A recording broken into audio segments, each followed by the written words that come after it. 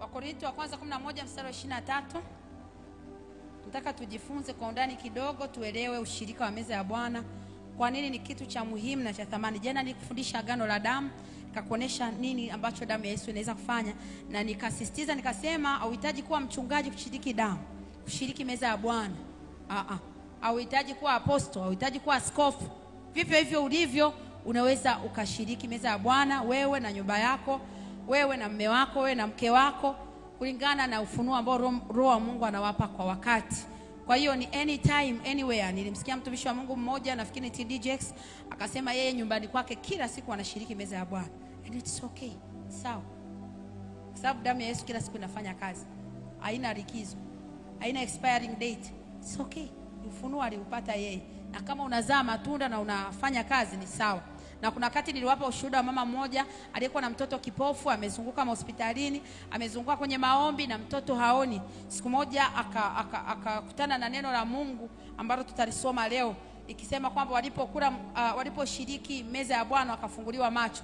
Kwa akachukua akampa mtoto wake, akaomba akampatia mtoto wake. Baada ya kumpatia yule mtoto akafunguka macho. Sio katika roho, katika mwili. Alikuwa ni kipofu. Kwa hiyo yeye alilichukua neno la Mungu likamzalia matunda. Unajua neno la Mungu, raha ya neno la Mungu, mtu yoyote akiliamini na kulifanyia kazi linampa matokeo. Wakati mwingine neno la Mungu alifanyi kazi kwenye maisha ya watu kwa sababu ya mazoea, kwa sababu ya kulichukulia bila uzito. Wanalichukulia lightly, kwa wepesi sana. Kwa hiyo mtu amekariri, tafuteni ufalme wa mbinguni mtazidishiwa. Hakuna ufunuo nyuma yake. Watu wa Mungu, kinachofanya neno la Mungu liwe na matokeo ni ufunuo unaopata nyuma ya neno la Mungu.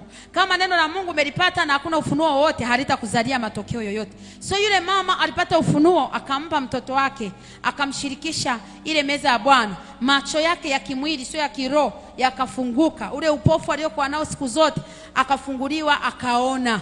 So mtu yoyote akilielewa neno la Mungu na akapata ufunuo fulani kupitia neno la Mungu akafanyia kazi, ule ufunuo unampatia matokeo, au neno la Mungu linamzalia matokeo. Neno la Mungu usipokuwa umelifanyia kazi, usipopata ufunuo au nguvu nyuma ya ile neno la Mungu ili lizae, wewe utakuwa kama mtu wa dini tu. Inakuwa kama unasoma kitabu cha hadithi. Kuna vitabu tulikuwa tunasoma tukiwa wadogo, vile vya sungura mjanja. Sungura aliruka, akarukia ndizi mpaka akachoka, mwisho akachoka mkia. Mnakumbuka zile? Kwa hiyo unasoma neno la Mungu bila ufunuo, wewe na anayesoma hicho kitabu anasema kitabu cha tulikuwa tunaimba shuleni, hadithi nayokuja ni ya sungura sikia. Da hadithi, mnakumbuka? Wewe itakuwa kama hadithi ya sungura tu, kwamba sungura alirukia ndizi akachoka mpaka akachoka mkia. Yaani ndio hiyo, na wewe unabaki hivyo. Neno la Mungu unasoma unachoka mpaka unachoka. Unasinzia hapo, unaamka na hamna chochote. Kinacholifanya neno la Mungu lizae matokeo kwenye maisha ya mtu ni ufunuo anaopata nyuma ya neno la Mungu. Kwa hata hapa nikifundisha, hata nikiruka sarakasi, nikapiga samasoti, mwasema leo mama amepiga samasoti, kama neno la Mungu hakuna backup nyuma yake, hakuna roho inayolifanya liwe hai, hakuna ufunuo unaolifanya lizae matokeo, hakika nakwambia utasikiliza, utamaliza, utaondoka kama watu wa dini tu kawaida. Ndio maana mtu anasoma, anajua amri 10 za Mungu zote. Amri ya kwanza anasema, amri ya pili anataja, zote 10 kwa mtiririko, na bado anazini. Uje kujiuliza kwa sababu gani? Hakuna ufunuo nyuma ya kile alichojifunza. Kwa hiyo hakuna matokeo yote anaweza kuyapata. Kinachotofautisha neno la Mungu na maneno mengine, au kinachotofautisha Biblia na vitabu vingine, ni nguvu, roho iliyo nyuma ya kile ambacho unakisoma. Ni uwezo ule wa ufunuo ambao unakuwa umeupata kwenye kile unachokisoma. Biblia inasema neno la Mungu li hai, tena lina nguvu. Neno la Mungu lina nguvu. Tofauti na maneno mengine, unaweza kusoma kitu na kisikupe matokeo yote, lakini si neno la Mungu. But what if watu wanaingia mtandaoni, anasoma namna ya kufanya sio vitu gani, namna mambo 5 ya kufanya ili sijui upungue, anayafanya na anapungua. Hivi je, neno la Mungu halina nguvu kiasi hicho? Kama watu wanaandika tu ili upungue, jambo la kwanza kunywa maji lita 5, mtu anazifuatisha anakunywa kwa kusoma tu huko. Je, neno la Mungu ni zaidi? Lakini unafikiri kwa nini alizai matokeo? Kwa sababu watu wanasoma kama kawaida, mazoea kwa mazoea. Mimi nimekuombea katika jina la Yesu, Mungu akupe akili njema ya kulielewa neno lake na kulibeba kwa uzito ili likuzalie matokeo kwenye maisha yako. Kwa sababu kwa mfano kama hapa tunajifunza sana. Kuna wakati nikawa namwambia mtumishi wa Mungu apostle hapa, mume wangu, nikamwambia hivi, mume wangu unafundisha. Si deni liko kwetu, sio kwako. Wangapi wanakubaliana na mimi kwamba baba huwa anafundisha? So kama hauna matokeo, sio kosa lake, ni lako. Manake wewe umezoelea. Twende jamani, sasa hivi saa ngapi? Saa 5. Saa 5 hadi saa 6 ndo wanafundisha pale. Twende. Kwa hiyo umekaa hapa ili uonekane na walioenda ibadani. Basi. Lakini unashangaa unatoka hapa, tatizo lako liko pale pale, changamoto zako ziko pale pale, maisha yako yako pale pale. Kwa nini haujalipa neno la Mungu uzito? Waebrania 4 anasema neno la Mungu waliolisikia hawakuchanganya na imani. Kwa hiyo walikosa kuingia rahani.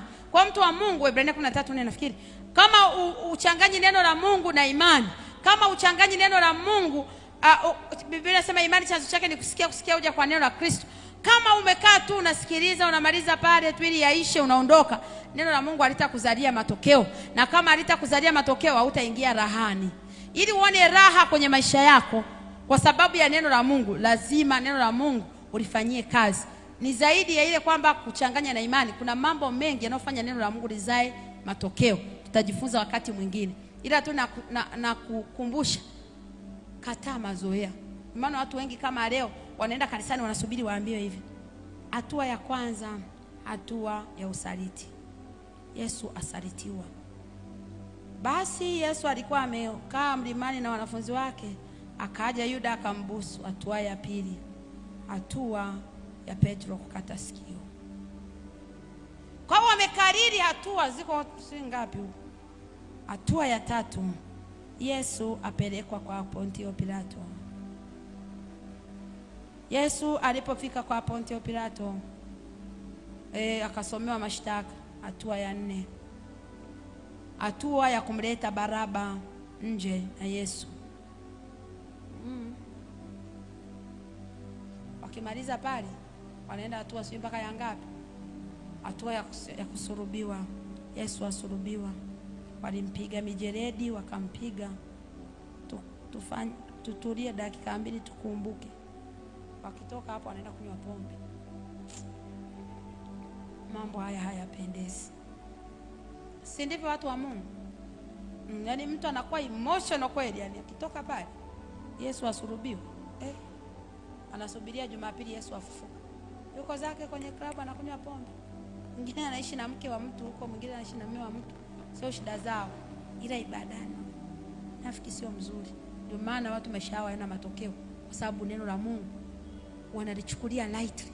Lakini nataka nikwambie, ninamjua mtu wa Mungu mmoja. Biblia waandika historia kitabu cha God is General wanasema he was a man of one book. Yeye alisema anasoma Biblia tu, asome vitu vingine. Yule baba alikuwa na matokeo yasiyopingika. Mimi nikwambie neno la Mungu hili, hichi ni kitabu cha shuhuda. Hiki ni kitabu cha utajiri. Hiki ni kitabu cha neema. Ukisoma neno la Mungu vizuri, utaenjoy benefit. Utapata faida za kutosha sana. Naombea Mungu awape kiu ya kupenda neno lake. Naombea Mungu awape kiu ya kulichukulia neno la Mungu kwa uzito sana. Nguvu ambayo tunatumia kuchati, kufanya mambo mengine, tukiwekeza kwenye neno, hakika tutaona matokeo. Katika vitu utakavyokuwa na tafakari katika huu msimu wa Pasaka, mojawapo, fikiri namna gani utaimprove maisha yako ya usomaji wa neno la Mungu. Sema amen kama umeelewa. Wakorintho wa kwanza 11:23. Biblia inasema, kwa maana mimi nalipokea kwa Bwana niliyowapa ninyi. Ya kuwa Bwana Yesu usiku ule aliotolewa alitoa mkate. Naomba nisome kwa Kiingereza hapa, anasema, for I have received of the Lord that which also I delivered unto you, that the Lord Jesus, the same night in which he was betrayed, took a bread. In the same night in which he was betrayed, took a bread. Usiku ule ule aliyokuwa amesalitiwa, alichukua nini watu wa Mungu? Mkate. So baada ya usaliti, ungekuwa wewe ungebaki unanungunika. Si haikuwa hivyo kwa Yesu. Alichukua mkate akafanyaje? Mstari wa 24. Naye akisha kushukuru akaumega, akasema, huu ndio mwili wangu ulio kwa ajili yenu. Fanyeni hivi kwa ukumbusho wangu. Na vivi hivi baada ya kula Akakitoa kikombe akisema, kikombe hiki ni agano jipya katika damu yangu. Sema agano jipya katika damu yangu. Nani anakumbuka siku ya jana tulijifunza kwa habari ya agano jipya? Nakumbuka vizuri. Hapa Yesu anakonfesi, anasema hichi kikombe ni agano jipya katika damu yangu. So katika damu ya Yesu tunalo agano jipya, lililo agano bora zaidi. Tulisoma hivyo jana, tulijifunza hivyo. Anasema fanyeni hivi mnywapo kwa ukumbusho wangu. So ule usiku ambao Yesu amesalitiwa, alikuwa na energy ya kuwapa wanafunzi wake, kuwaingiza wanafunzi wake kwenye agano jipya. Imagine ungekuwa ni wewe umekuwa betrayed, umesalitiwa. The same night you would have cried a lot. Ungelia sana ule usiku. Ule usiku ungepiga simu sana kushtaki. Ule usiku ungelala sana kwa jazba. Tofauti na ilivyokuwa kwa Yesu. Biblia inasema ule usiku alifanya nini? Aliwaita wanafunzi wake. Bado alikuwa na energy, pamoja na kwamba kuna mmoja wapo alimsaliti kati yao, kati ya wale 12. So at least wale 11 waliobaki aliwaita, akawapatia agano bora. Akawaambia kunyweni hivi, hii damu yangu inaenda kumwagika. Kwa sababu baada ya kuwa yuko betrayed, tukubaliane kwamba the next day ndo inatokea anasulubiwa, si ndivyo watu wa Mungu? Baadaye kesho yake ndo walimpeleka kwa Pontio Pilato, ndo walimshtaki na vitu vingine kama hivyo. Na saa 9 tunajua wote alikuwa mambo ya kusulubiwa yameshapita, mpaka tayari amekufa. So ule usiku ambao amesalitiwa, kama sasa ingekuwa ni sasa tungesema jana, Yesu alikuwa na nguvu ya kuchukua mkate na damu yake akawashirikisha. So Yesu anawaingiza wale mitume kwenye agano jipya hata kabla ya kufa kwake. Lakini pia baada ya kufufuka, alipowatokea cha kwanza, aliwashirikisha tena mwili na damu yake, wakashiriki tena meza ya Bwana. Mimi nilikuwa ninajaribu kufanya study zangu, ninachunguza, nikagundua kumbe meza ya Bwana ni kitu cha muhimu sana na sio kitu cha matukio. Yaani kinapaswa kuwa kitu endelevu. Naomba nisitumie mic kidogo niseme kitu.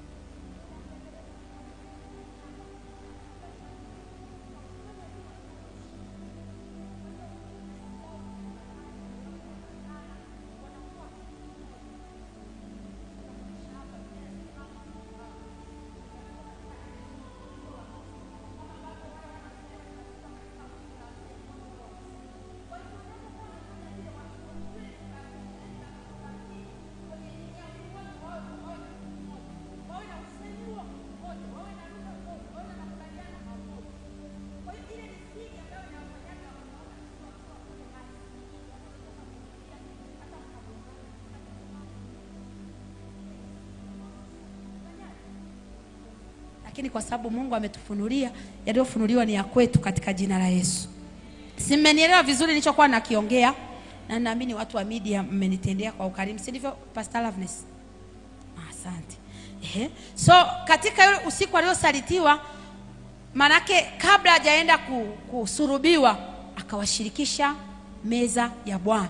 Akawashirikisha mkate na damu. Na akawaambia, akuwapa kimya. Kumbuka niliwaambia kwenye kila damu kuna makubaliano. Makubaliano gani aliingia nao? Biblia inasema mstari wa 24, naye akisha kushukuru akaumega akasema, huu ndio mwili wangu ulio kwa ajili yenu, fanyeni hivi kwa ukumbusho wangu. Umeona hapo? Mwili kwa ajili ya ukumbusho wake. Na vivi hivi baada ya kula akakitoa kikombe akisema, kikombe hiki ni agano jipya katika damu yangu, fanyeni hivi kila mnywapo. Sema kila mnywapo. Kila Jumatatu, kila mwisho wa mwezi, kila, hata kama ni kila baada ya nusu saa.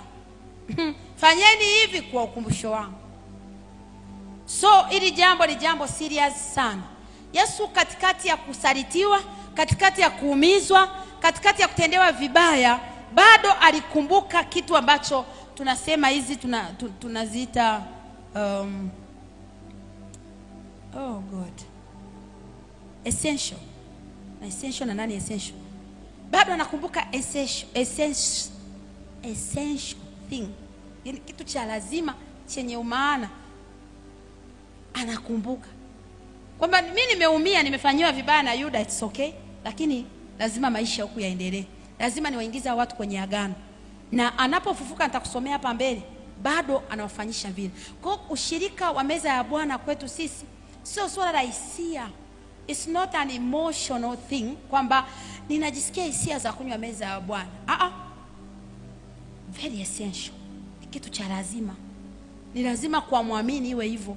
Kwa sababu Yesu ndivyo alivyotufundisha kwamba katika kusalitiwa ushiriki meza ya Bwana.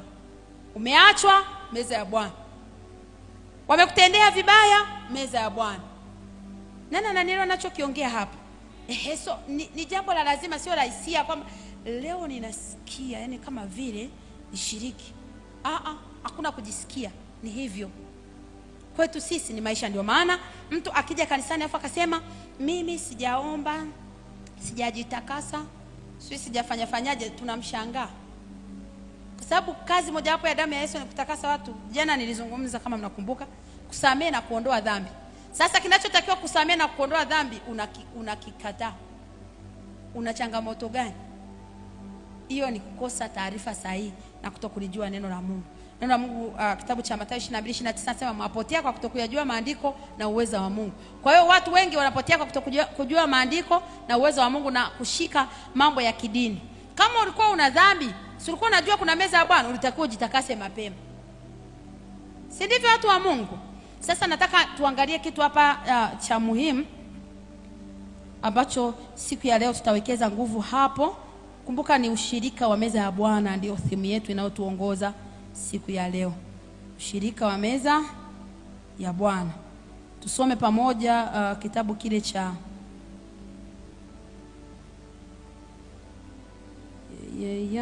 Wakorintho wa kwanza 10:20. Tuanzie mstari wa kwanza hadi wa 4, alafu tutaenda 14 hadi 21. Wakorintho wa kwanza 10. Tuanzie 1 hadi 4, alafu tutakwenda 14 mpaka 21. Biblia inasema kitabu cha Wakorintho wa kwanza sura ile ya 10 mstari wa kwanza mpaka wa 4. Sema, kwa maana ndugu zangu, sipendi mkose kufahamu ya kuwa baba zetu walikuwa wote chini ya wingu, wote wakapita kati ya bahari, wote wakabatizwa wawe wa Musa katika wingu na katika bahari. Kwa hiyo sisi tunafurahi Bwana aliwapitisha bahari ya Shamu, kumbe ule ulikuwa ni ubatizo. Si ndivyo tumesoma pamoja jamani, au hujasikia? Baba zetu walikuwa wote chini ya wingu, wote wakapita kati ya bahari, wote wakabatizwa wawe wa Musa katika wingu na katika bahari. Kwa hiyo wakati wanapita hakuna jambo la kiroho au alama za kiroho, tunasema spiritual signs, ambazo hazina maana. Last time nakumbuka mtumishi wa Mungu alitengeneza mlango tukapita kwenye malango ya kibali, mnakumbuka? Ile ina maana, kila spiritual sign ina maana. Ndio maana kama kitu hujakielewa usifanye. Kila kitu kinachofanywa kikiwa na backup ya Roho Mtakatifu na nguvu za Mungu kina maana kwenye maisha ya mtu. So anapita kwenye bahari, sisi wakati tunaimba tunasema ulikausha bahari ya Shamu. Kumbe walikuwa wanabatizwa wawe wa nani? Wa Musa. Wote wakala chakula kile kile cha roho, wote wakanywa kinywaji kile kile cha roho, kwa maana waliunywea mwamba wa roho uliowafuata, na mwamba ule ulikuwa ni Kristo. So wakati wanakunywa maji mwambani, sisi tunasema Bwana ulitoa maji mwambani. Kumbe Bwana wenzetu walikuwa wanakunywa kinywaji cha roho kwenye mwamba. Sisi tunajua ni mwamba jiwe, kumbe huku ni mwamba nini? Kristo. Nimekwambia mambo ya kiroho yana maana. Kwa hiyo unaweza ukawa ujui, usipojua haibadili hiyo maana. Kutokujua kwako hakubadili maana ya jambo lolote la kiroho.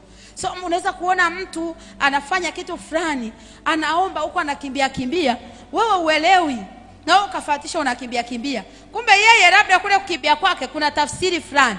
Jambo kama hujalielewa usifanye. Kisha mambo unayoyafanya ya kiroho unafanya kwa ufunuo wa Roho Mtakatifu. Si ndivyo watumishi wa Mungu? Sisi tunaona maji, tunasifu, tunafurahi Bwana alikausha. Kumbe ilikuwa ubatizo. Pamoja na kwamba ni kweli yalikauka, lakini ilikuwa ubatizo wanabatizwa wao wa Musa. Anasema wakapewa na kinywaji cha roho. Kinywaji cha roho ni nini? Anasema mwamba uliwafuata. Sisi tunadhani mwamba ulikuwepo tu pale, labda wakaenda wakagonga, kumbe mwamba uliwafuata. Umeelewa vizuri ninachokiongea hapo? Sio waliukuta, mwamba ulifanyaje? Uliwafuata. Wakatolewa maji kwenye mwamba. Na nasema ule mwamba ni nani? Kristo. So mambo yote ya kiroho yana maana. Unaweza kuambiwa, Pastor Fred, simama juu. Piga hatua 3. 1, 2, 3. Kuanzia leo hakuna madeni kwenye maisha yako. Haya, basi ningekuwa Pastor Fred mimi mbona ningeitika kwa nguvu amina kuliko wote. Kwa sababu hajapata ufunuo. Sasa baada ya kuwa umeambiwa hivyo, kumbe tafsiri ya zile hatua 3 ilikuwa ni nini? Kufutiwa madeni. Sasa mtu asipokuwa ameelewa anatoka pale anasema, Pastor alisema nipige hatua 3. Kama amesema tu madeni. Usipoelewa nakwambia utaondoka na madeni yanakufuata. Ni mpaka ujue kuelewa spiritual science. Kuna neno zuri zaidi ya sign na litafuta. Nikilikumbuka nitawaambia. Matukio yote ya kiroho yana maana. Kama unanielewa sema amen. Kadhalika tunaposhiriki meza ya Bwana ina maana. Sasa mtu asiyeelewa anakunywa kama dini. Ile ni ishara ya kiroho au alama ambayo tumeambiwa tunavyokunywa ni kwa ukumbusho. Ukumbusho wa nini sasa kama ujui? Kwa utajinywea tu. Tulikunywa jamani ilikuwa tamu. Haya. Na kale kamkate sijui nakatoaga wapi kaduara kazuri. Ila kuna mtu fulani anajua kwamba kwa kufanya hivi kuna 1, 2, 3 kwa ajili ya maisha yangu. Kwa hiyo anashikilia pale na inampa matokeo. Mimi nimekupata changamoto niliwahadithia kama mnakumbuka vizuri. Nimeenda hospitali wakasema nina changamoto ya kiafya, nina uvimbe. Na wakawa wananitisha vitu vingi sana. Niliporudi nyumbani tukakubaliana na mume wangu tutakuwa tunafanya ushirika wa meza ya Bwana. Mungu akanifundisha matamko fulani, akaniambia utakuwa unatamka hivi. Alafu baada ya yale matamko, yani muda wa kunywa dawa unatamkaga tu. Alafu baada ya pale unachukua meza ya Bwana. Nikawa mwaminifu kwa zile siku ambazo tulikubaliana. Baada ya pale nikatoka nikaenda hospitali. Nilipofika hospitali ya kwanza wakaniambia, mara ya kwanza wakaniambia, "Huyu aliyekuambia mbona ni muongo?" Nikasema labda huyu hajui kupima vizuri. Nikawa tumesafiri tumeenda mkoa fulani. Tukafika ule mkoa. Tukakubaliana tena twende hospitalini. Tukaenda tena kupima. Daktari ananiambia hamna tatizo lolote. Nikaona haitoshi. Nikasema ngoja niende tena Benjamin Mkapa. Hii ndio hospitali kubwa bwana. Ngoja nijithibitishie. Nikaenda nikapima, uvimbe haupo. So mimi utaniambia nini kuhusu damu ya Yesu ambacho ni kuelewa? Hiyo ni ya kwangu, sio ya jirani yangu. Hiyo ni ya kwangu. Sikumbuki hata waliniambia upande gani kwa sababu sikutilia maanani. Kumbuka daktari alivyoniambia akasema inabidi tukulaze, nikamwambia silali hapa. Nina kazi nyingi daktari. Niache tu nirudi nyumbani. Sababu hakuna dawa nzuri inayozidi damu ya Yesu. Iko wapi wewe? Hakuna. I understand it. Siwezi kuja kukufundisha wewe kitu ambacho wakinifanyia kazi takuwa ni mnafiki. I know how the blood works. Kwa hilo tu naiheshimu damu ya Yesu. Nina shuhuda nyingi, sio hiyo moja tu. Pastor Monica anajua. Nyingi sana za damu ya Yesu, nyingi ambazo nimefanya na imeniletea matokeo. Unaingia darasani uelewi. We damu ya Yesu kwani shingapi? Shiriki damu ya Yesu. I must be the very best student. Lazima. Hii sio hiari. Lazima niwe mwanafunzi bora. Kwa nini? Damu ya Yesu inafanya kazi gani? Kwa lazima uwe unaelewa ishara za kiroho. Ikiwa inahusisha nini nimesema? Matumizi ya damu ya Yesu. Hatutumii damu ya Yesu kama fashion. Hatutumii kwa sababu mchungaji amesema. Hatutumii kwa sababu tulikuta watu wengine wanatumia. Damu ya Yesu ina maana. Jana nilifundisha nikakwambia ni damu ya agano. Kila unaposhiriki kuna maagano fulani. Nikasema ni kama contract. Ni kama wewe mwisho wa mwezi umlipe mwenye nyumba kama umepanga. Alafu useme nimempa tu. Alafu aje kudai kodi useme nilishakupa. Hawezi akakuelewa sasa ulinipa tu. Lazima umwambie hii hapa ni hela ya kodi miezi 6. Ndani ya miezi 6 usinitabishe. Nishalipa mimi. Nani ananielewa ninachoongea watu wa Mungu? Yes, ndani ya miezi 6 sidaiwi. Kwa na sisi tunaposhiriki meza ya Bwana unatakiwa kuwa intentional. Sio sifa. Mimi nimeona nishiriki tu, anashiriki sura iliyokunjamana, nakataa sura iliyochoka, nakataa muonekano wa kibibi. Toka kwa jina la Yesu kuonekana kama mbibi. Mimi bado ni mtoto mdogo, nitaonekana mtoto mdogo, taonekana nimebarikiwa, taonekana nimeinuliwa, taonekana ninapendwa, taonekana na kibali kwa damu ya Yesu. Chukua damu ya Yesu na kunywa. Fundisha mambo ambayo tunayafanya wenzako yanatuweka mjini. Kama unanielewa ufunuo sema amen. Au mlikuwa mtaki niwaambie? Mimi mtaniona kule yenyewe nitawaacha nyuma saa ya nini hayo yote. Nawaambia mapema ili myajue. Haleluya. Pastor Winnie anasema tunataka. Sema nataka. Chana na wengine Pastor Winnie. Kuna wengine washaridhika kwenye haya maisha. Siwafatishi. So damu ya Yesu ni ishara au alama ya kiroho ambayo ina maana, sio desturi za kibinadamu. No. Twende mstari wa ngapi tumesema? Wa 14, si ndivyo watu wa Mungu? Biblia inasema kwa ajili ya hayo wapenzi wangu, ikimbieni ibada ya sanamu. Nasema kama na watu wenye akili, lifikirini ninyi ninenalo. Kikombe kile cha baraka tukibarikicho, je, si ushirika wa damu ya Yesu Kristo? Damu ya Kristo. Mkate ule tumegao, si ushirika wa mwili wa Kristo? Kwa kuwa mkate ni mmoja, sisi tulio wengi tu mwili mmoja, kwa maana sisi sote tuwapokea sehemu ya ule mkate mmoja. Umesikia? Wote tunapokea sehemu. Waangalieni hao wa Israeli walivyokuwa kwa jinsi ya mwili, wale wazirao dhabihu mashetani. 21, hamwezi kushirikiana katika meza ya Bwana na katika meza ya mashetani. Anasema kumbe kuna hadi meza za mashetani. Wakati kila mtu anafanya mwenyewe, anashiriki mwenyewe, lakini kuna wakati wanakunywa damu pamoja, ni ushirika. Kwa anasema sisi ambao ni wa Bwana hatuwezi kula kunywa kikombe kimoja na mashetani na kula meza moja na mashetani. Kwa hiyo kama ni mambo mawili kwenye maisha, kama hauwezi kutumia meza ya Bwana, basi una meza ya mashetani. Kwa mtu anasema mimi sishiriki, kuna mahali anashiriki. Kuna wengine kwenye pombe ndio kwenye meza ya mashetani huko, wanakunywa kwa ushirikiano mzuri sana.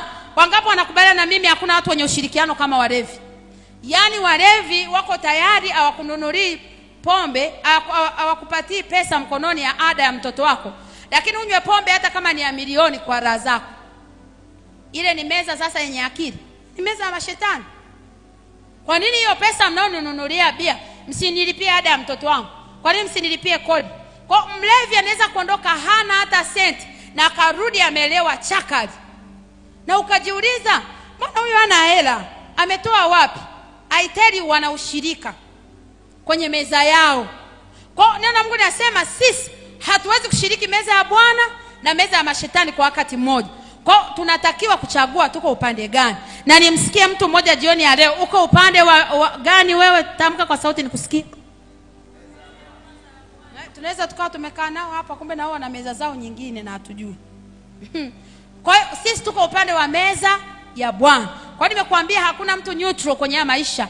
Ni aidha uko kwenye meza ya Bwana au meza ya mashetani. Kuna watu wana marafiki ambao wanawapelekea kwenye zinaa. Ile ni meza. Kwa sababu meza ni nini? Basi watu wa Mungu, pale mahali penye ushirika ambapo mnafanya vitu kwa pamoja. Kwa kama hauwezi kuwa na ushirika kwenye nyumba ya Mungu, ukashiriki mkate na damu ya Yesu hapa. Kuna mahali wewe unaenda, mnashiriki chakula pamoja, mnashiriki mipango pamoja, ndio meza yako hiyo. Kwa lazima wewe ujiwekee kwenye moyo wako, mimi niko upande wa meza ya Bwana, sitakuwa katika meza ya mashetani. Kama unanielewa sema amen katika jina la Yesu. Tusome pamoja tena kitabu kile cha Luka sura ya 24, tuanzie mstari wa 13 mpaka hapo nitakapokuambia tunaishia. Luka 24 kuanzia mstari wa 13.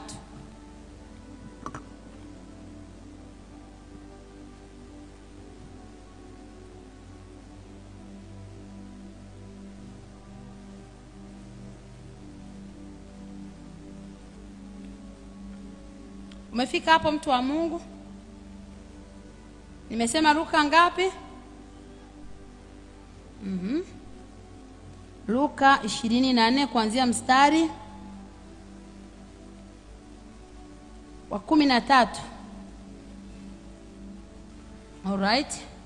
Biblia inasema, na tazama siku ile ile watu wawili miongoni mwao walikuwa wakienda kijiji kimoja jina lake Emau, kilichokuwa mbali na Yerusalemu kama mwendo wa saa 2. Nao walikuwa wakizungumza wao kwa wao habari za mambo hayo yote yaliyotukia. Ikawa katika kuzungumza na kuulizana kwao, Yesu mwenyewe alikaribia akaandamana nao. Macho yao yakafumbwa wasimtambue. Sema, macho yangu hayatafumbwa katika jina la Yesu. Imagine uko na Yesu na umtambui. Ndio maana ukiwa na changamoto unapigia simu majirani na marafiki uombi. Ukiwa na mambo fulani yanakuchosha unaambia watu wengine ila ukumbuki kuomba. Uko na Yesu lakini umefumbwa. Sema tena, kufumbwa macho sio fungu langu. Mstari wa 17, akawaambia, ni maneno gani haya mnayosemezana hivi mnapotembea? Wakasimama wamekunja nyuso zao. Wanamkunjia nyuso Yesu. Akajibu mmoja wao jina lake Kleopa, akamwambia, je, wewe peke yako mgeni katika Yerusalemu hata uyajua yaliyotukia humo siku hizi? Wewe vipi? Wewe ni mgeni humu nini? Tuongee kwa lugha ya sasa, si ndio? Yaani wewe ni mgeni humu nini? Yaani unajifanya ujue yaliyotokea eti. Haya. 19. Akawauliza, mambo gani? Wakamwambia, mambo ya Yesu wa Nazareti, aliyekuwa mtu nabii, mwenye uwezo katika kutenda na kunena mbele za Mungu na watu wote. Haleluya. Kleopa nimempenda, alielezea vizuri. Hivi angesema vibaya je kwa aibu yake? Akamwambia, mambo ya Yesu wa Nazareti, aliyekuwa mtu nabii, mwenye uwezo katika kutenda na kunena mbele za Mungu na watu wote. Na kuombea katika jina la Yesu, Bwana akupe uwezo katika kutenda na kunena mbele zake na mbele za watu kwa jina la Yesu. Nasema tena, Bwana akupe uwezo wa kunena na kutenda mbele zake na mbele za watu katika jina la Yesu. Ningekuwa wewe, amina ingekuwa kubwa kuliko ya jirani yangu. Mstari wa 20. Tena jinsi wakuu wa makuhani na wakubwa wetu walivyomtia katika hukumu ya kufa, wakamsulubisha. Nasi tulikuwa tukitumaini ya kuwa yeye ndiye atakayewakomboa Israeli. Zaidi ya hayo, leo ni siku ya 3 tangu yalipotendeka mambo hayo. Wanamhadithia muhusika hapo. Tena wanawake kadha wa kadha wa kwetu walitushtusha, waliokwenda kaburini asubuhi na mapema wasiuone mwili wake. Wakaja wakasema ya kwamba wametokewa na malaika waliosema ya kwamba yu hai. Kwa malaika wamewatokea wakasema yu hai. Au wanawake walileta taarifa. Wanawake ndani ya nyumba, Bwana Yesu asifiwe. Sema, napokea neema ya kusambaza habari njema. Ogopa wanawake wakisambaza jambo lako. Hao baba wote wako njiani wanatembea, wanasema wanawake ndio waliotuletea habari. Umeona pale? Walioleta habari ni nani? Ogopa mwanamke akikuletea habari. Wanaume usisahau kuombea mke wako anakuletea habari njema katika jina la Yesu. Anaweza akakuletea habari moja hivi usile hata siku 3. Ogopa kitu inaitwa mwanamke. Kwa kumbe walileta habari na wakasema tumetokewa na malaika. Ashumu shetani amemtokea mwanamke. Biblia inasema wanawake watangazao habari njema jeshi. Kama kuna habari njema kuna na habari mbaya. Na kuombea mwanamke katika jina la Yesu, wewe msambaza habari njema. Mstari wa 24. Na wengine waliokuwa pamoja nasi walikwenda kaburini, wakaona vivyo hivyo, lakini baada ya kuambiwa na wanawake. Kama wale wanawake walivyosema, tunaona. Turudie tusome pamoja jamani. Mbona nafurahi peke yangu? Ila wanawake. Mstari wa 24 tusome pamoja. Na wengine waliokuwa pamoja nasi walikwenda kaburini, wakaona vivyo hivyo kama wale wanawake walivyosema, ila yeye hawakumuona. Sema kama wanawake walivyosema. Narudia tena katika jina la Yesu, wanawake, Bwana atupe neema ya kusambaza habari njema. Mstari wa 25. Akawaambia, enyi msiofahamu, wenye mioyo mizito ya kuamini yote walioyasema manabii, je, haikumpasa Kristo kupata mateso haya na kuingia katika utukufu wake? Akaanza kutoka Musa na manabii wote, akawaeleza katika maandiko yote mambo yaliyomhusu yeye mwenyewe. Lakini msisahau mpaka wakati ule bado hawajamtambua. Imagine, Mungu anasema na wewe lakini bado haujatambua. Mbaya. Mstari unaofuata 28.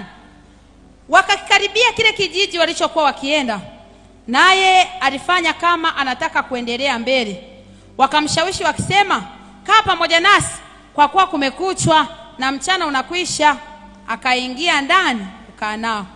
Ila Yesu alikuwa na mkwara. Alifanya kama anataka alijifanya. Mnaona pale? Aone watamkaribisha au ajiendee. Maana kama mjanitambua hata mwezi nikaribisha nyinyi. Ila wakamshawishi. Kwa hivyo ushawishi uko wapi kwenye Biblia? Wakamshawishi wakisema, kaa pamoja nasi kwa kuwa kumekuchwa na mchana unakwisha. Akaingia ndani kukaa nao.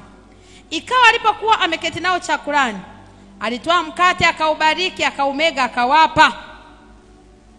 Wamekaa kwenye chakula, anabariki, anawapa, na wenyewe wanakubali. Ila hawajamtambua. Mstari wa 31, yakafumbuliwa macho yao, wakamtambua, kisha akatoweka mbele yao. Twende mstari wa 32. Wakaambiana, je, mioyo yetu ikiwaka ndani yetu hapa alipokuwa akisema nasi njiani na kutufunulia maandiko? Wakaondoka saa ile ile, wakarejea Yerusalemu mwendo wa masaa mawili. Mnakumbuka? Hawakukaa tena, wakatembea tena masaa mawili, wakarudi walikotoka. Wakawakuta wale 11 wamekutanika nao na wale waliokuwa pamoja nao, wakisema, Bwana amefufuka kweli kweli, naye amemtokea Simoni. Nao waliwapa habari ya mambo yale ya njiani na jinsi alivyotambulikana nao katika kumega mkate.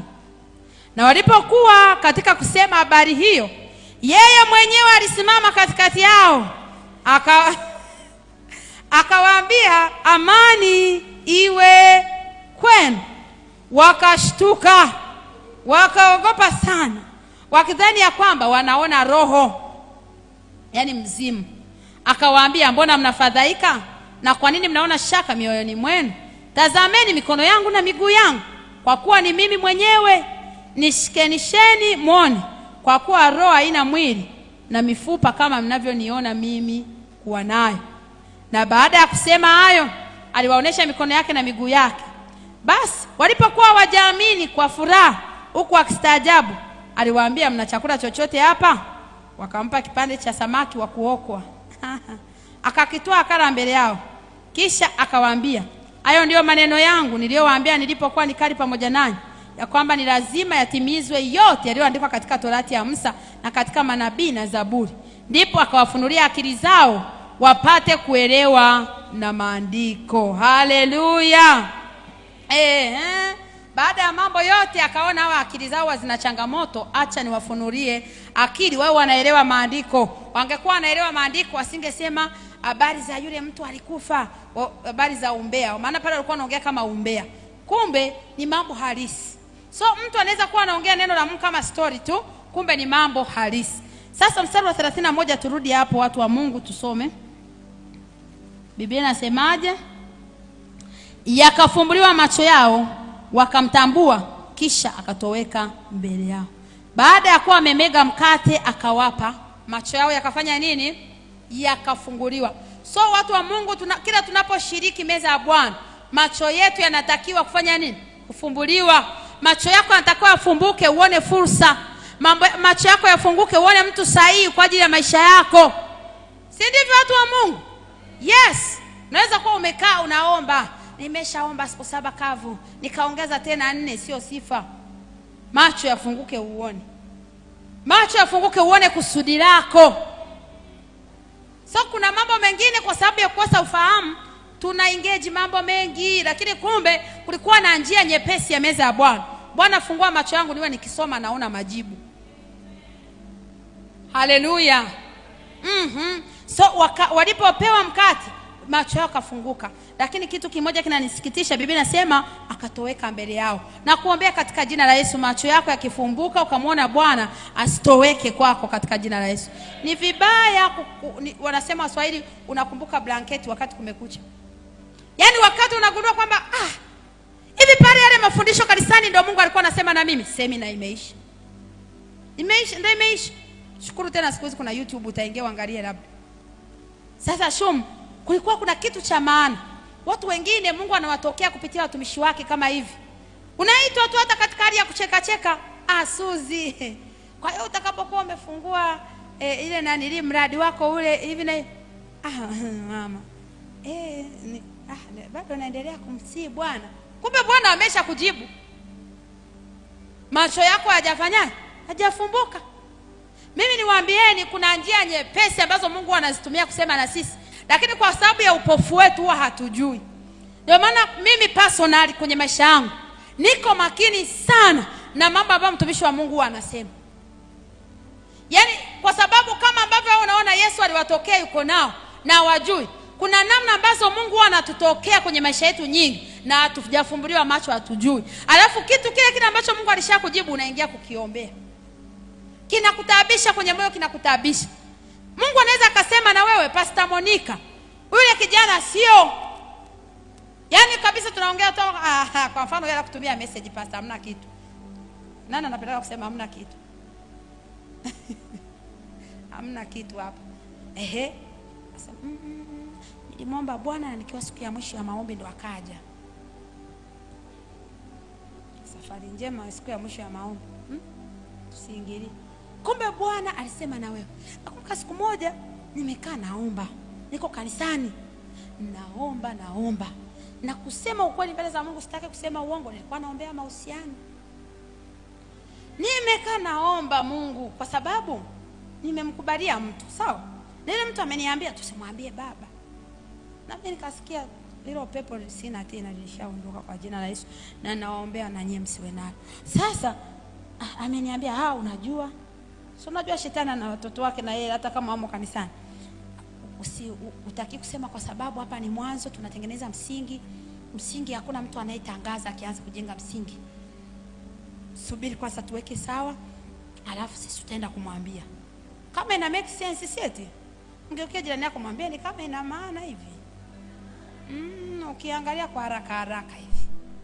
Lakini baba alishaniambia, Lilia, ukitaka kwanza mahusiano, hakuna kwanza mahusiano bila mimi kuidhinisha.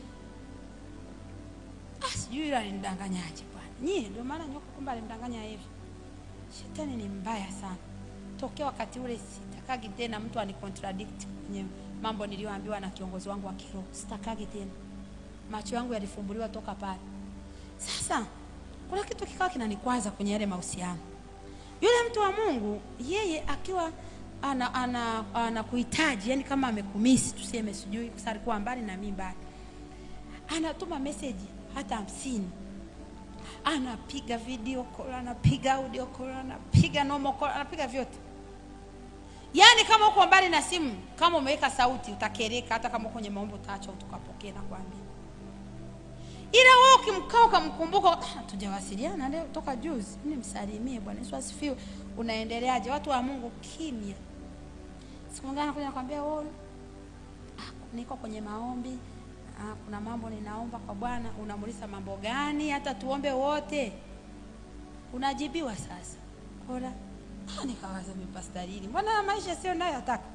Mimi najitakia mume kama wangu huyu ambaye tunajadili mambo mezani. Huyu mwingine hapana. Huyu hakuwa wa kwangu kabisa. Mimi nataka nijichanganye parefu.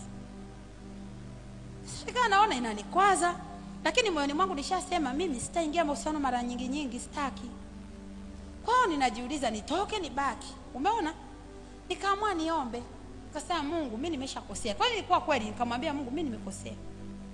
Lakini nisamehe, naomba unisamehe, unirehemu. Mara hii Mungu nisaidie. Haya mahusiano, Mungu umo kwenye haya mahusiano au niko peke yangu?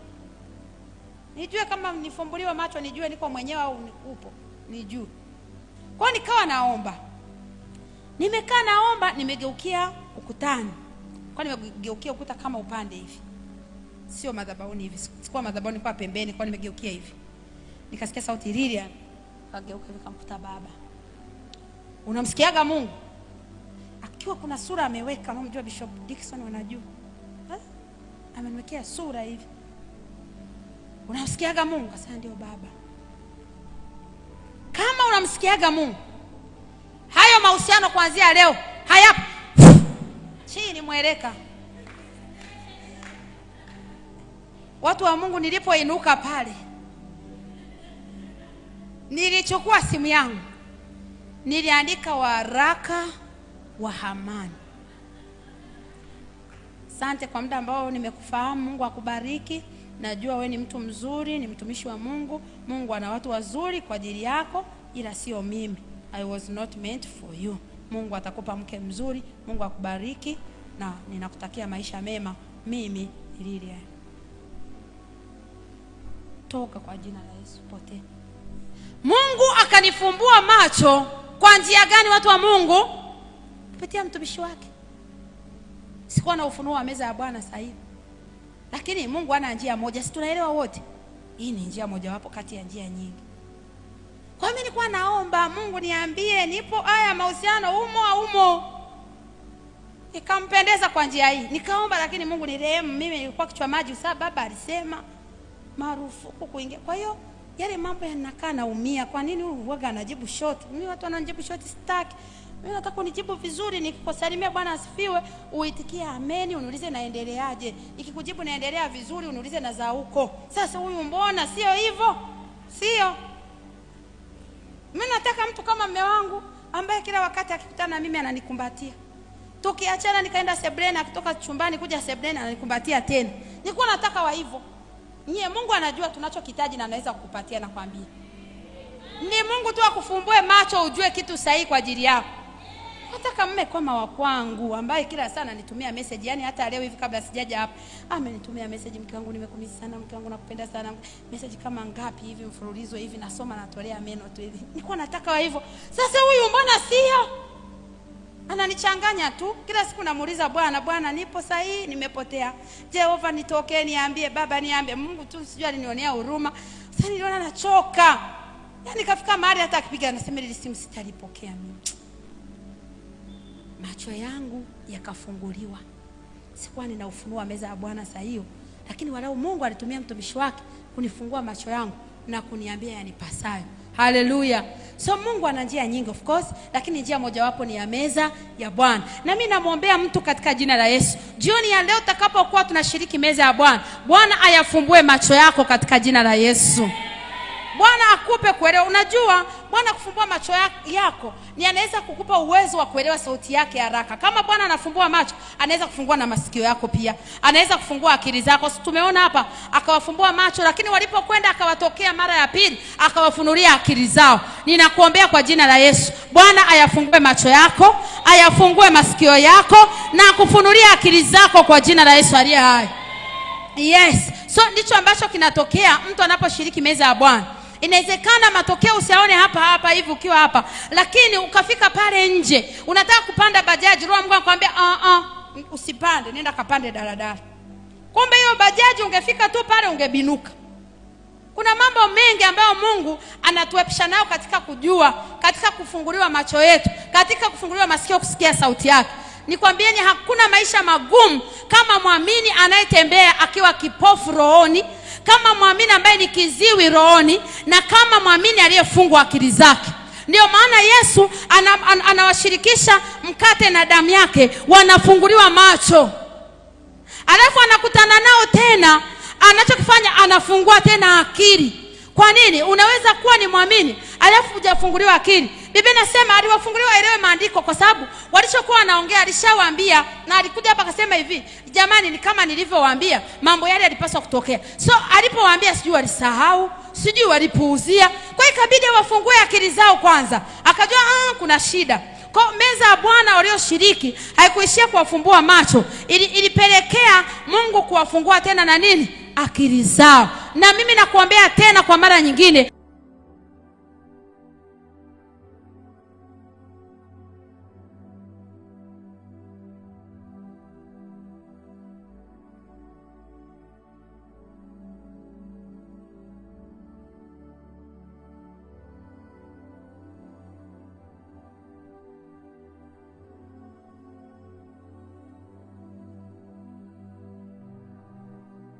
jina la Yesu. Na Bwana afungue akili zako, usitembee kama mjinga katika jina la Yesu. Bwana afungue akili yako unaposoma neno lake. Bwana afungue akili yako unapokuwa nyumbani mwake katika jina la Yesu aliye hai, na kutoa kwenye fungu la watu wasioelewa, na kutoa kwenye fungu la watu wenye akili nzito. Takapokuwa tukishiriki damu na mkate siku ya leo, Bwana afungue macho yako na akili yako katika jina la Yesu aliye hai.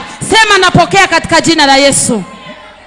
Mimi nakwambia watu naona leo wanalia kwenye ndoa, sio kwamba walikuwa wameomba hivyo. Hakuna mtu aliyeomba hivyo, na hakuna mtu mwenye ndoto ambao mjawao kuolewa. Una ndoto ya kuolewa upigwe wewe, una ndoto ya kuoa mwanamke kichomo? Hapana. Lakini macho yako yakiwa yamefungwa, mtu wa Mungu, unaweza kuona Lea ukadhani ni Raheli. Nyie fikirieni, mwanaume anachukua mwanamke analala naye mpaka asubuhi. Biblia inasema kulipokuwa kumekucha akaangalia, kumbe ni Lea. Na Biblia imeandika hivyo sasa, kumbe ni Lea. Sema katika jina la Yesu, kilicho cha kwangu kitakaa mikononi mwangu, kisicho cha kwangu hakitakaa kwangu katika jina la Yesu. Bwana atanifungua macho nione mahali sahihi pa kuwa, nione kitu sahihi cha kufanya katika jina la Yesu aliye hai. Sitachukua Lea badala ya Raheli katika jina la Yesu. Na watu wa Mungu tuelewe,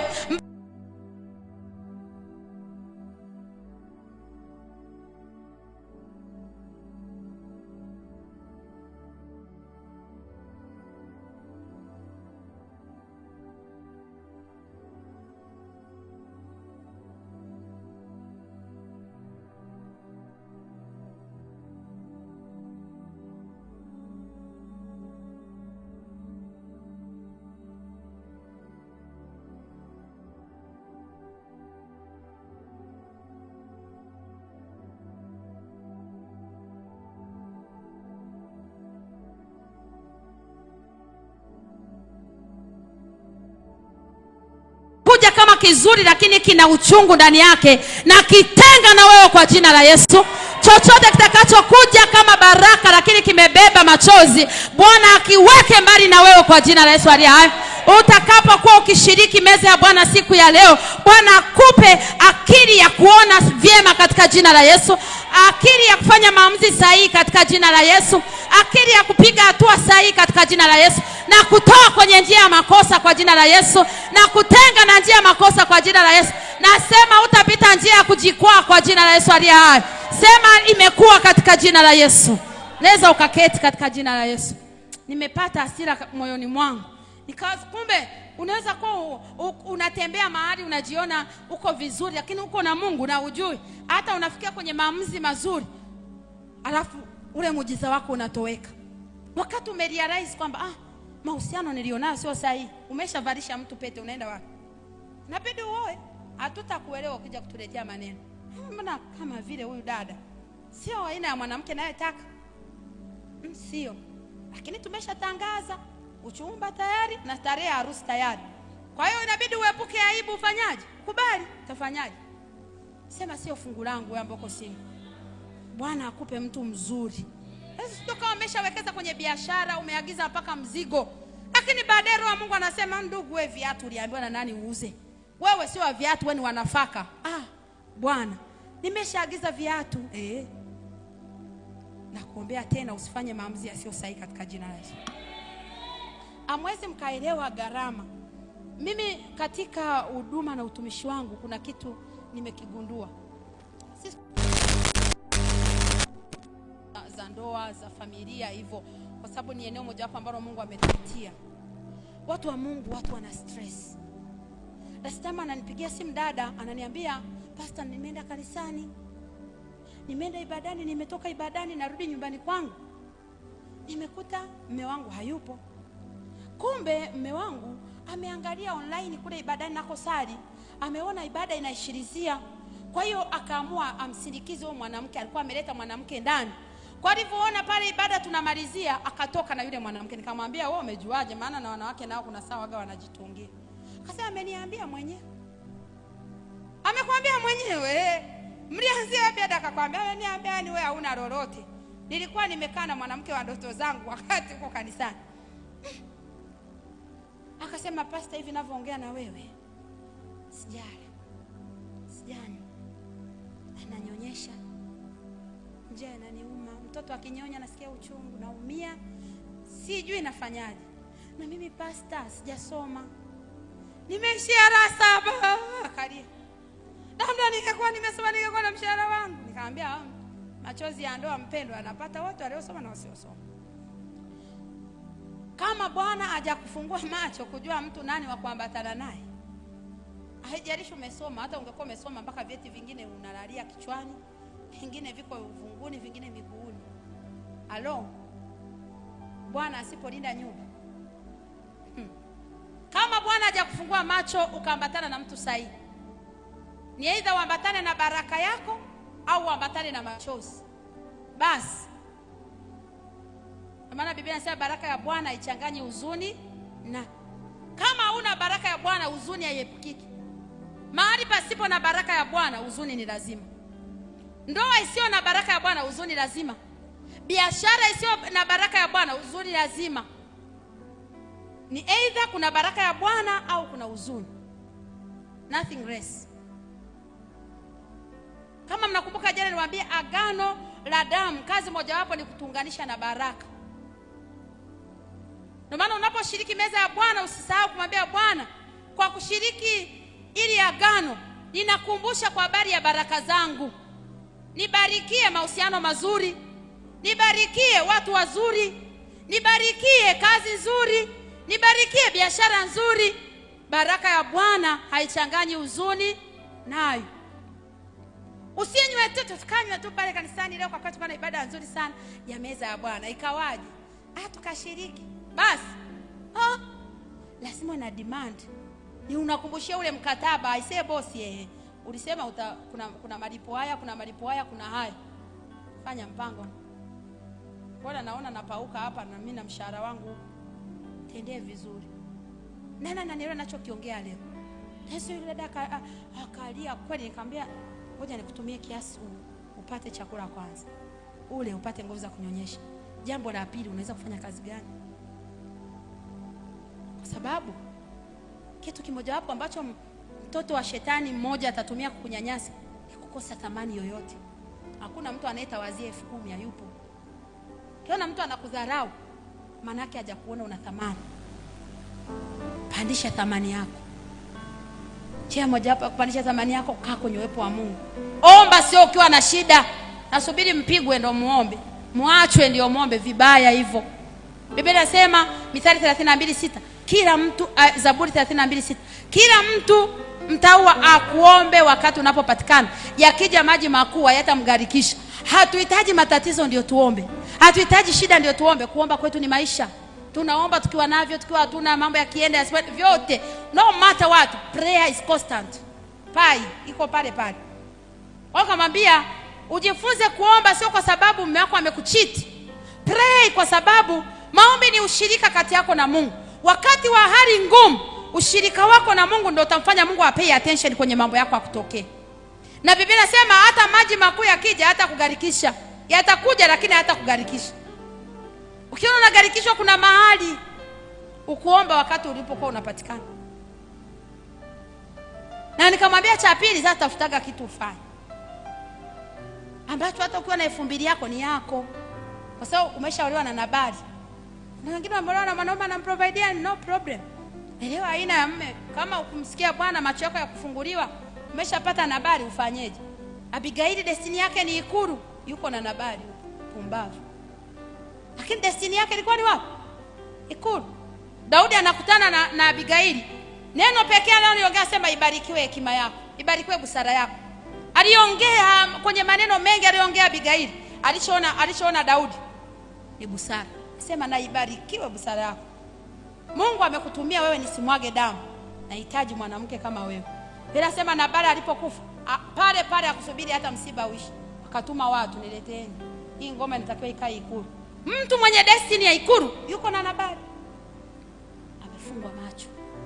Sasa huyo alipata neema na wewe usipopata. Sasa kuombewa kwako afe ili ukaolewe ikulu. Hakuna.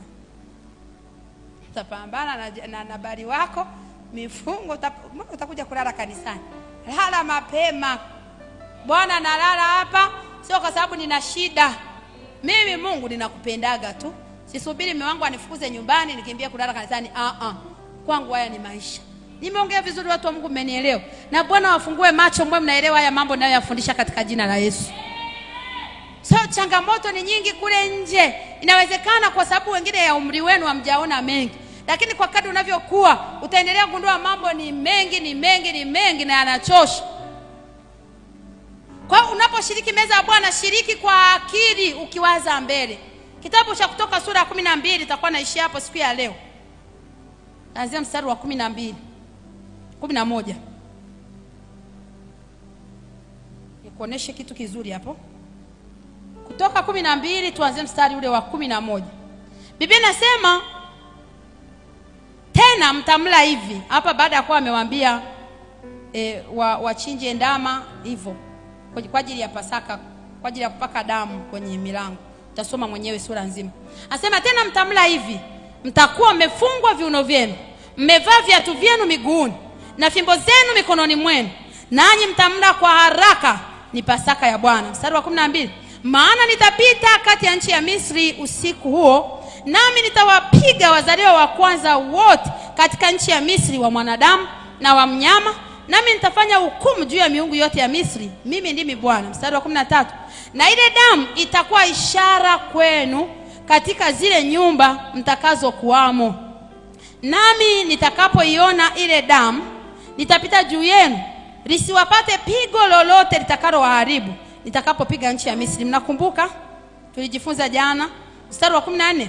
Na siku hii itakuwa ukumbusho kwenu. Sikiliza huu mstari kwa makini.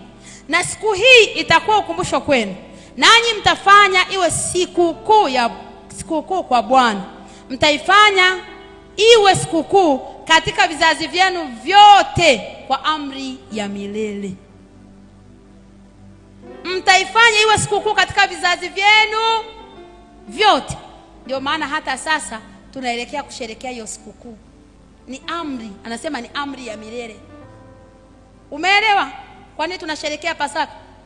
Mungu aliagiza, asema na siku hiyo itakuwa ukumbusho kwenu. Mtaifanya iwe sikukuu kwa Bwana. Mtaifanya iwe sikukuu katika vizazi vyenu vyote kwa amri ya milele. Kwa hiyo ni amri ya milele, vizazi na vizazi watafanya sikukuu hii. Twende mstari wa, ukisoma mstari wa 17 amerudia tena. Anasema wafanye nini, na anawaambia hiyo ni amri ya milele. Mtafanya na watoto wenu hiyo. Nataka mstari mmoja mzuri.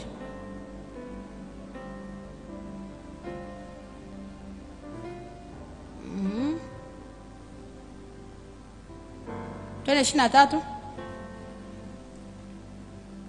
Kwa kuwa Bwana atapita ili awapige hao wa Misri, na hapo atakapoiona hiyo damu katika kizingiti cha juu na katika ile miimo miwili, Bwana atapita juu ya mlango, wala hata mwacha mwenye kuharibu aingie nyumbani mwenu kuwapiga ninyi.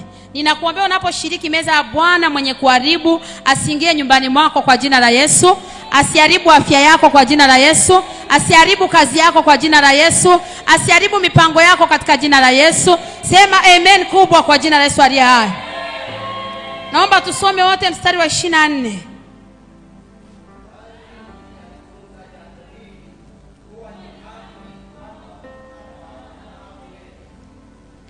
Subiria tena, hebu rudia tena, turudie tena wote. Pastor Fred nimependa.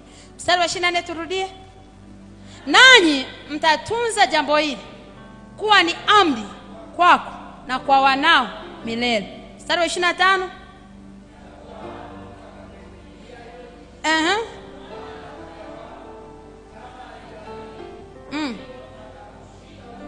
Kumbe Pasaka ni nini? Utumishi. Mstari wa 26. Watoto wenu watakapowauliza ni nini maana ya utumishi huu kwenu? Mstari wa 27. Ndipo mtawaambia ni dhabihu ya Pasaka ya Bwana, kwa kuwa alipita nyumba za wana wa Israeli huko Misri, hapo alipowapiga wa Misri, akaziokoa nyumba zetu. Hao watu wakainama vichwa na kusujudia. 27. Anasema hii ni kwa ajili yetu na nini? Watoto wetu. Kwa hiyo watu wa Mungu, meza ya Bwana wanatakiwa kushiriki nani na nani? Mambo ya kusema mtoto, hapana, hakuna. Neno la Mungu linasema sisi na watoto wetu. Na anasema wakituuliza pale kanisani tulipopewa alikuwa anamaanisha nini? Mtawaambia tuliwahi kwenda utumwani, tulitumikishwa kwenye zinaa, tulitumikishwa kwenye pombe, tulitumikishwa kwenye kuabudu miungu. Na Bwana alitutoa. Kila mtu ana Misri yake huko anajua mwenyewe. Wengine mafamilia tuliozaliwa ndio walikuwa Misri. Bwana akatuokoa, akatuleta kama hivi unavyoona tumeokoka, tunamtumikia Bwana. Kwa hiyo utumishi huu, yani wa kushiriki meza ya Bwana huu, unamaanisha ukombozi wetu. Unamaanisha wokovu wetu. Unamaanisha agano bora kuliko maagano yote. Haleluya. Kwa hiyo hili ni jambo letu sisi na watoto wetu. Ako ka point mbona hujaandika Pastor Monica? Ni kwa ajili yetu na watoto wetu. Sisi tunashiriki meza ya Bwana, tunamega mkate na kunywea kikombe, sisi na watoto wetu. Kwa Bwana akikupa watoto kama leo wakishakuwa wakapata akili, waambiwe sisi lazima tushiriki meza ya Bwana. Kwa nini? Bwana alituondolea aibu. Bwana alitutoa kwenye umaskini. Bwana alitutoa chini akatuweka juu. Bwana alitutoa nyuma akatuweka mbele. Bwana alifanya hivi na hivi, alitendea hivi. Kila mtu una ushuhuda wako. Unawashuhudia watoto wako. Haleluya. Wangapi wananiahidi ambao waona watoto leo lakini wanasema Mungu akinipa asubuhi na mapema nitawaambia. Kabla hata wajajua kuongea nitakuwa nawaambia. Kunyweni kwa jina la Yesu, haya mambo ni mazuri. Mtawaambia watoto wenu. Neno la Bwana lilivyosema ni agano la milele. Watoto wetu wataponywa kwa damu ya Yesu. Katasema kanajisikia vibaya homa, tutakapatia katapona. Sasa ni agano la nini? La milele. Haleluya. Mnawaza tu akijisikia vibaya panado. Mengine yanahitaji damu ya Yesu. Kama hivi. Mungu anasema ni kwa ajili yetu na watoto wetu. Haleluya. Jambo la mwisho nikiwa nahitimisha, tunashirikije meza ya Bwana hapa Kutoka 12. Mambo ya haraka hapa nikuonyeshe ambaye ameamuru 12:11. Kutoka 12:11. Anasema namna gani mnatakiwa kula Pasaka? Naomba mnisomee 11 hapo. 12:11 Kutoka.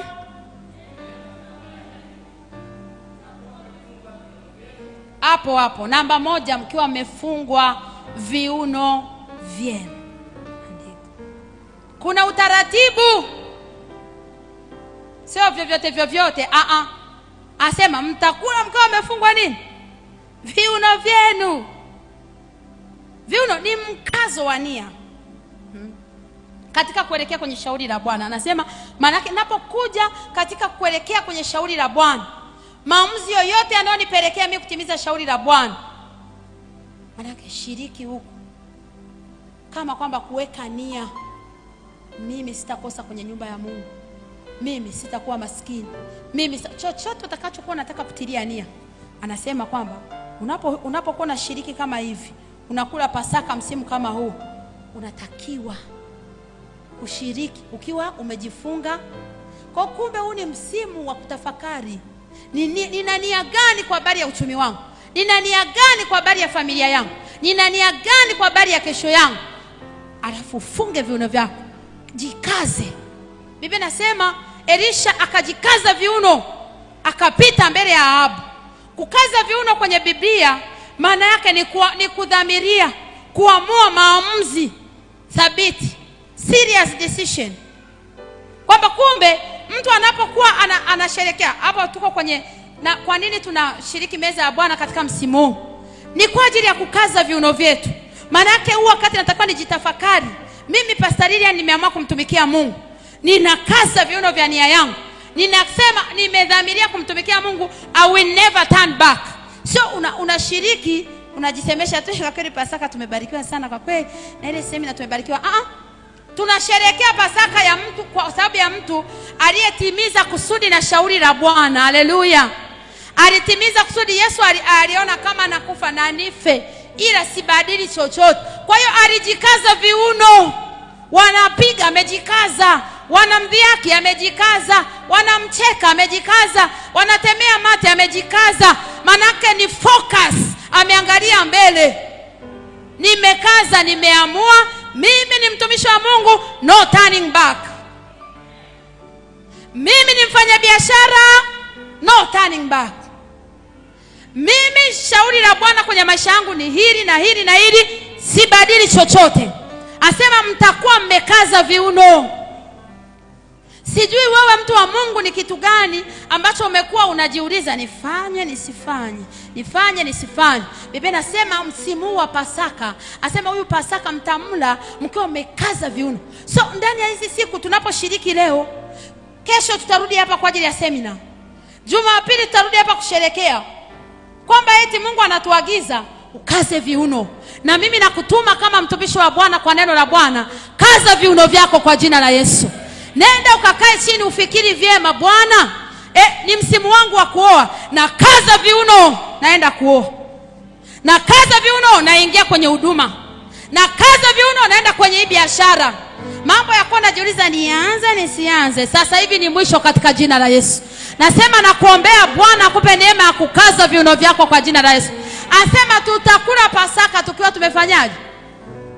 Kaza viuno. Wazembe wasile Pasaka, ndio tafsiri yake, ambao wajua wanachotaka kwenye maisha. Namba 2 anasemaje pale? Mmevaa viatu miguuni, utayari.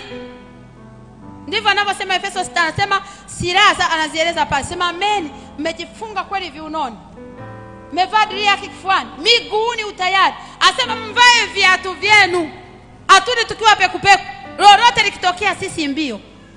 Hatuna cha kupoteza wala cha kusubiri. Nani ananielewa jioni ya leo jamani? Haya ndio masharti ya Pasaka. Pasaka sio kuvaa nguo mpya. Pasaka sio kula pilau. Pasaka sio kurukaruka kama andama. Hapana. Kuna watu wanakula pilau kila siku wala wasubiri Pasaka, ni wewe tu. Kwa hiyo na wenyewe watasemaje sasa? Sio hivyo watu wa Mungu. Asema tutakuwa tumevaa viatu miguuni, maana tuna utayari wa kutimiza shauri la Bwana kwenye maisha yetu. Hatuna sababu ya kusita sita. Ndivyo anavyosema Ibrania 10:38. Asema sisi kwa 36 pale. Asema hatumo miongoni mwao wasitao. Hatuna muda wa kusita sita. Ibrania 10:36-38. Hatumo. Tuko serious, tuko busy. Asema watakula wakiwa wamevaa viatu vyao. Manake huu msimu ni msimu wa recharge. Kama niliwaambia, mtu ambaye ajitokezi kujifunza kwenye huu msimu anapoteza. Huu msimu ni ambao Mungu anachaji roho zetu. Mungu anachaji fahamu zetu. Mungu anachaji nia zetu, kutuamsha kwamba Israeli utakuwa kuhubiri mtaani wewe. Siwezi nikaacha kutaja. Kwa ukikosa betri yako, ukimaliza msimu bado iko betri low, umeisha. Wewe ni mzembe kama wazembe wengine ufanye. Mimi sijui ni nini unataka Mungu akurecharge. Lakini wewe si unajua utayari wa kufanya shauri la Bwana.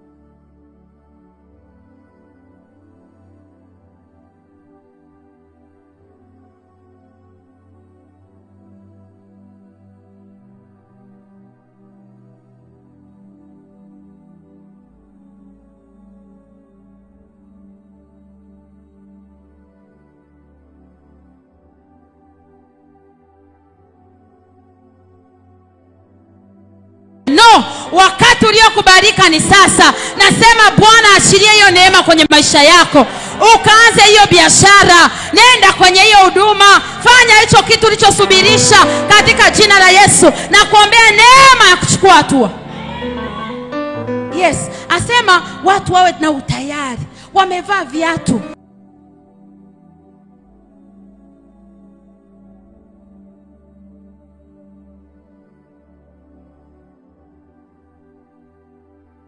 Hajavaa viatu, filimbi kapulizwa, akaanza kufunga kamba, atampata yule aliyekuwa amevaa? Kwa kuna watu kumbe huwa mmekaa mmevua viatu mmeweka pembeni, filimbi kipulizwa ndo unaanza. Na hapo sasa visiwe vya kuchomeka kama vyangu. Kama ni vya kufunga uiname ufunge hadi umalize, wenzio wako mbali. Sema watanipita kwa jina la Yesu. Naamka msimu huu lazima niliendesha shauri la Bwana. Lazima niliendesha shauri la Bwana katika jina la Yesu aliye hai. Nasema pokea tena hiyo neema katika jina la Yesu. Keti katika jina la Yesu. Tumalizie pointi hii ya mwisho. Nisomee, mniambie hapo nini kinafuata. Shako rabazai. Kingine anasemaje? Tuko hapo mstari wa 11 hatujaama. Anasema mbebe fimbo mikononi. Fimbo ni neno la Mungu kuelekea muujiza ulio mbele yako. Biblia inasema Musa alikuwa na fimbo. Mungu akamuuliza una nini? Sawa Bwana, mimi nani? Nina fimbo. Mungu akasema hiyo ndio show utakayowaonesha wa Misri. Utatumia hiyo fimbo, kitupa chini nyoka. Ukiitoa itameza nyoka wote. Ukiitoa fimbo ulionayo ndio muujiza wako. Una neno gani la Mungu la kusogeza kuelekea kwenye kusudi lako? Una neno gani la unabii kwenye maisha yako? Una neno gani ulilosikia ambalo unaona hili limekuja kuniamsha? Libebe kama silaha. Hilo ndio fimbo yako msimu.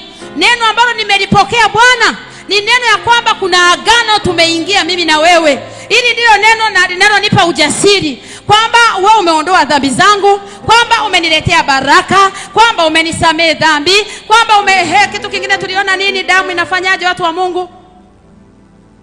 Inaondoa makosa. Kingine tukaona inaleta ulinzi dhidi ya mapigo na uharibifu.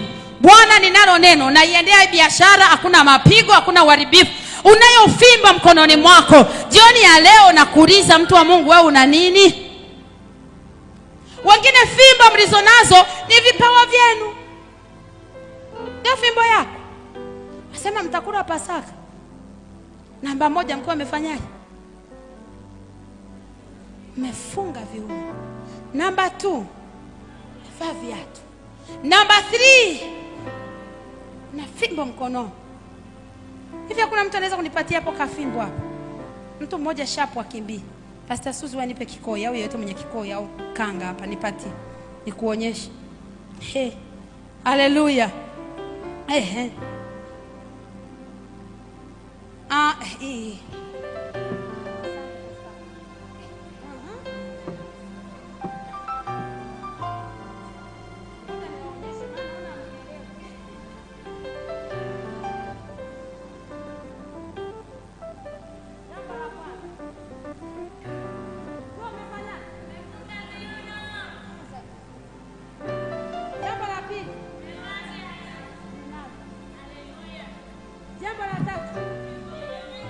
Mkiwa mmeshika na nini?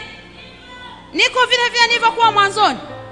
Aisee, ogopa ukikutana na mimi njiani nitakupiga. Hapa natembea pale uwanjani wanakokimbiza. Walikomkimbiza Pastor Chichi. Sasa anasema alibinuka mara mbili. Lakini Pastor Chichi hakuwa amekaza kiuno. Mimi niamini ungekuwa umekaza, kinakupa stamina. Au yumbishi kizembe. Umenielewa Mtu aliyefu hata kama hapa nimepata nguvu, najua sijala. Kwa na swaumu. Hapa hivi nilivyofunga naweza kuhubiri hadi kesho vizuri. Asema mtakula Pasaka. Mmefunga viuno vyenu. Mmevaa viatu. Niko tayari hapa sasa. Mbio. Jambo la 3, mmeshika fimbo mkononi. Ukifika njiani adui akaleta maneno, fyeka. Umenielewa pale mtu wa Mungu? Shetani hawezi kuleta mzaha. Watu wasiofaa njiani hawezi kukuchanganya. Fimbo yako ni muujiza wako. Fimbo yako ni kibali chako. Fimbo yako malango yako wazi. Fimbo yako ni hiyo biashara. Fimbo yako ni hiyo huduma. Fimbo yako ni hicho kipawa. Nenda ukafanyie kazi kwa jina la Yesu. Nenda kikakuzalie matunda kwa jina la Yesu. Nenda ukaone matokeo kwa jina la Yesu. Anasema msimu huu tutembei kama raia tu. Tuna silaha. Tuko tayari kwa lolote. Filibi kipulizwa, tumo. Msimu huu watu wache nyuma. Anasema msimu huu tutapigia makofi wengine. Hapana, baada ya Pasaka hii twende tukazae vitu katika jina la Yesu. Nenda ukafanye vitu vizae matokeo. Nenda ukathubutu lile jambo lilosema nitafanya. Unayo fimbo tayari. Na ninaempower hiyo fimbo yako. Ninaiongezea nguvu kwa jina la Yesu. Ikupe matokeo. Ikameze nyoka wote wa Misri. Ikameze maneno ya watu waovu. Ikameze matakwa mabaya wasiokupenda. Kwa jina la Yesu aliye hai. Hapo ukiwa umesimama hivyo tumalizie alafu tukamwombe Bwana. Nasikia ka appetite ka kuomba. Alafu anasemaje?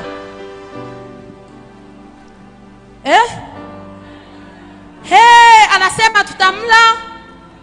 Tuko busy. Usitucheze. Tuna haraka. Mtamla. Hatuna muda wa kupoteza. Yaani hiyo biashara tunaenda kuianza haraka.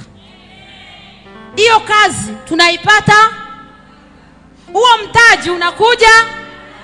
Hayo maombi yako yanajibiwa. Hakuna kupoteza muda katika jina la Yesu. Nasema hakuna kupoteza muda katika jina la Yesu. Paza sauti yako hapo uliposema Baba katika jina la Yesu. Siku ya leo najifunga viuno vyangu. Siku ya leo Bwana ninavaa viatu miguuni mwangu. Ninaibeba na fimbo yangu. Kwa haraka ninaenda mbele. Ninaendea hatima yangu kubwa. Ninaendea kusudi lako kwenye maisha yangu. Ninaendea ile ndoto kubwa nilionayo katika jina la Yesu aliye hai. Hakuna atakaye nikatisha tamaa. Hakuna atakaye nirudisha nyuma katika jina la Yesu aliye hai. Paza sauti yako na uombe mtu wa Mungu. Bwana ninakuomba msimu huu ukawa ni msimu wangu wa kuishwa. Ukawa ni msimu wangu wa kuendelea mbele. Uwe ni msimu wangu wa kukaza viuno. Shakabakatakaparataya. Maisha yangu ya maombi yanaamka. Maisha yangu ya huduma na utumishi yanaamka. Maisha yangu ya utoaji yanaamka. Maisha ya kutumikia kusudi. Rekepeketekaparataya. Ningekuwa wewe ningemaanisha kuomba. Yera baba shanda. Maseketeke paratala bazai. Rana maseketa.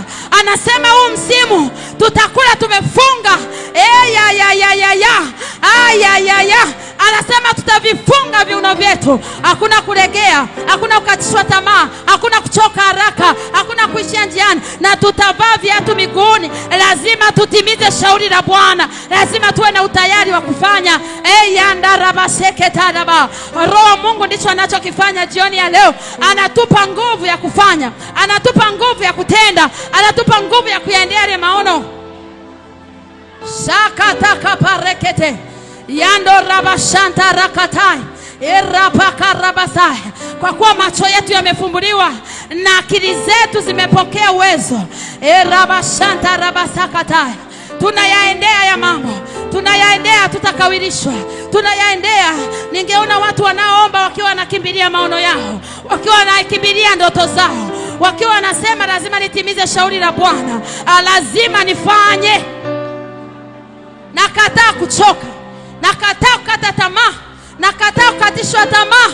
Najifunga viuno leo. Sheketeke paratai. Mando rabashante rekete. Asema mtakula mmefungwa viuno. Pasaka hii mtakula mmefungwa viuno. Mtakula mmevaa viatu vyenu mkiwa tayari kwenda kwenye kesho za utukufu, kuyaendea malango wazi mbele yenu, na mkiwa na fimbo, miujiza yenu mikononi mwenu, baraka mikononi mwenu, afya mikononi mwenu, kila mnachohitaji mikononi mwenu, fedha, watu wazuri, neema, mafuta, shatatakapai yandereba koria manta zakataka parakatai reke shando rabasai manta rabashai. Marufuku kukata tamaa, marufuku kuishia njiani, marufuku kuonewa.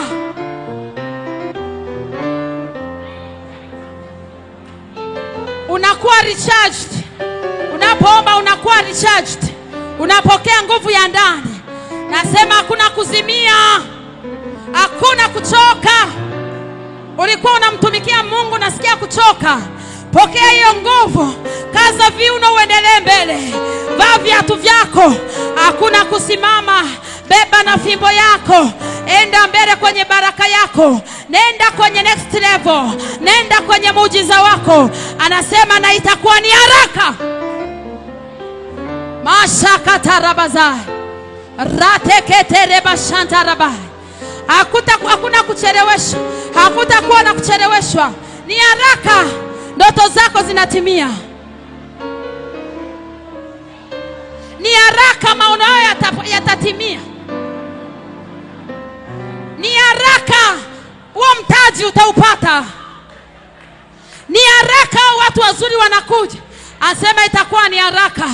Ya rako shandere bazaya mako soto robozia yana na mama shanta zeketeke paratarabashan reko zakatara baba ya shataka paraga balete yandere bashanta rabasai. Unakuwa recharged, unapokea nguvu, unapokea uwezesho kwa jina la Yesu aliye hai. Pasaka hii itazaa shuhuda kwenye maisha yako. Pasaka hii itakupeleka hatua mpya. Pasaka hii inaondoa uchovu wa kiroho, inaondoa uchovu wa kimwili, inaondoa uchovu wa kifikra, inaondoa uchovu kiuchumi. Na masata rabaza makasha tere baba yande rekete tere babanda mando roboko shata aye pray shara kos meke sarabahan manta rabaseta ya erakoza ndaba. Bali wale wamngojao Bwana au watapata nguvu mpya. Pokea nguvu mpya, pokea nguvu mpya. Yando rabashai. Hiyo ndoto yako haitakufa, maono yako hayataishia njiani, hakuna kuchoka. Shaka parabazai sete ketere bayan.